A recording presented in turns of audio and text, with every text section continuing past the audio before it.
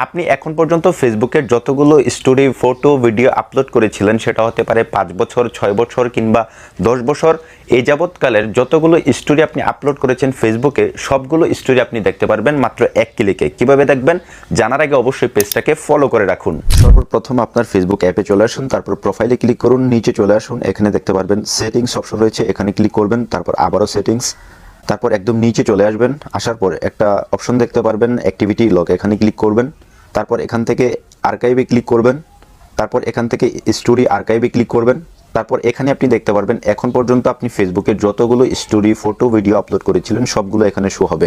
আর যদি আপনি এখান থেকে কোনো একটা ফটো, ভিডিও আপনি ডাউনলোড করতে চান বা সেভ করতে চান, সো আপনি যেটা করবেন এখানে আবার ওপেন করে এখানে থ্রি ডট মেনুতে ক্লিক করবেন, তারপর এখান থেকে সেভ ফটোতে ক্লিক করলে আপনার ফটোটি গ্যালারিতে সেভ হয়ে যাবে। এই ট্রিক্সটি কি আপনি আগে থেকে জানতেন? যদি না জেনে থাকেন তাহলে অবশ্যই শেয়ার করে দিন যাতে অন্যরাও দেখতে পারে। ধন্যবাদ।